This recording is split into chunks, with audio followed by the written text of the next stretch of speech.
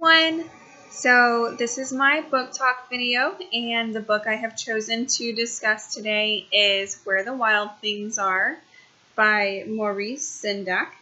And he actually did all of the story as well as the illustration in this book. This is a really popular book with parents of younger kids, with teachers who teach elementary level students.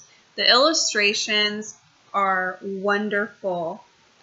There's so much detail. They're very vibrant and imaginative. And you can see like some of the pages have nothing but pictures. So it's really fun for kids as a read aloud book, one where you would, display the pictures to the class. There's also a lot of tone and mood displayed in the pictures via the colors that are used by Sendak, as well as the use of borders. So the book is actually about a little boy named Max who is misbehaving and he's not ready to settle down. He is causing a lot of mischief, running around like a crazy person, and his mom tells him that he's a wild thing, hence the name. And so she sends him to his room without dinner. So right there we have a theme of sort of actions with consequences from the very beginning of the book.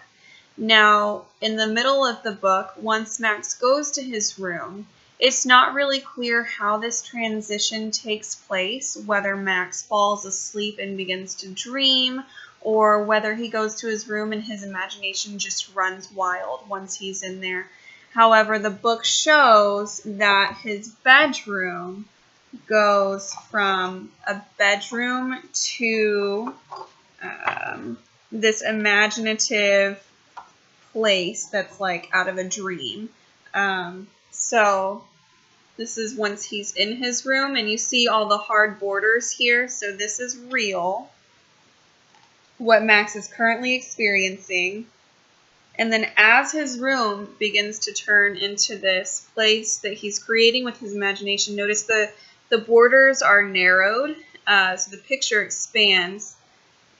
And finally, oh wait, I'm sorry, we're not there yet. But so again, the same thing. The borders are narrowing further, and the bedroom is losing a lot of the details that were, bedroom specific, and it's starting to look more and more like a forest.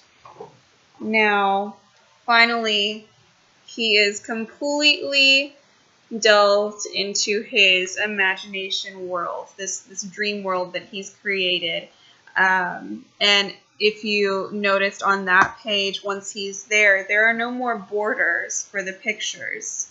So that may even imply that for Max, this is almost more real, or more, his element than that room or that house per se.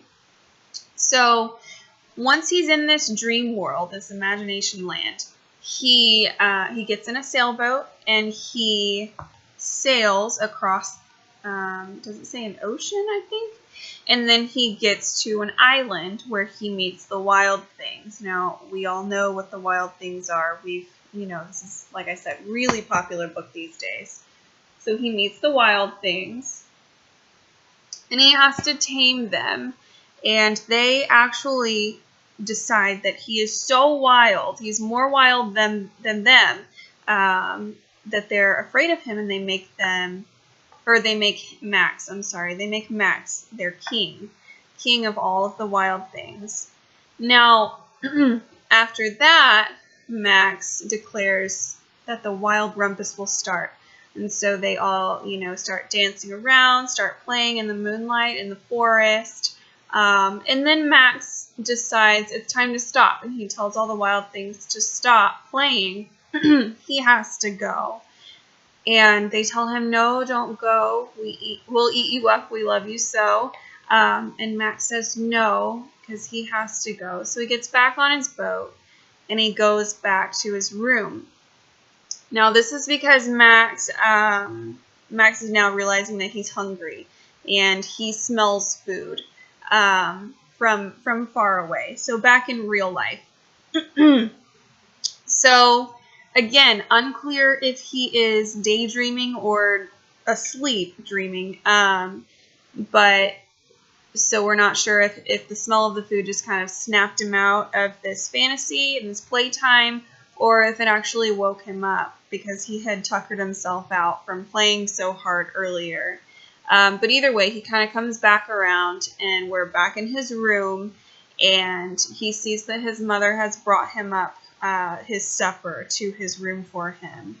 So therein, we're going back to the theme with the actions and consequences. However, obviously the mother may feel guilty for sending him to bed without food, and she wants to make sure that he eats. So we're dealing with the topic of a mother's unconditional love for her children, of forgiveness, kindness, so things of that nature. So those are great for discussing with children in terms of morality. Now, there are plenty of other factors that can be covered in this book for other types of lessons plans as well. So there is, let's see. We can use it as a way to show children how there is a structure to a story. There's a beginning, a middle, and an end. And this book is really clear about that. So he starts in his room. That's the beginning. The middle is where he's at the islands with the wild things. And in the end, he's back in his room. So we can ask students to write their own stories with a clear beginning, middle, and end. The book also uses the word terrible a lot. It says they gnashed their terrible teeth and they showed their terrible claws. And it says the word terrible a lot. So we could ask students what they think about why the author would use the word terrible so much. What is it that he's trying to convey by that repetitive verbiage? There are also some good words in there for vocabulary use, such as mischief, for example. And so words like these, like terrible, mischief, things like that, so we can start looking at synonyms and antonyms, definitions, things of that nature. Now, we could also have students for the pages with all of the illustrations that do not have text with them. We could ask students to write their own text for these pages. So to kind of narrate the illustrations that don't have narration. And that could be fun to have kids practice writing, practice using their imaginations. So during the Wild Rumpus, there are full pages with no text. So this would be a great example. Here are some more of those. Now, so those are all basically English-based lesson plans that could be used with this book. Now, also for math, in the book, whenever he's sailing, it says that he sailed for in and out of weeks for almost over a year, and then when he's sailing back home, it says he sailed back over a year and in and out of weeks and through a day. So for math, this could be cool to do a lesson on conversion for units of time. Also for science, we see these very detailed pictures of the wild things.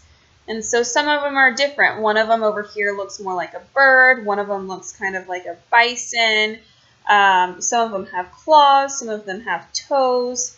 So we could have students sort of describe these features, these characteristics, and maybe describe what kind of traits that might allude to that specific wild thing or that animal having. What type of environment do you think that animal lives in? What do you think that they eat? You know, what kind of habitat are they accustomed to? Do they prefer? And things of that nature. Do they have any special features or abilities? Stuff like that. So as you can see, tons of different lessons that you could use incorporating this book.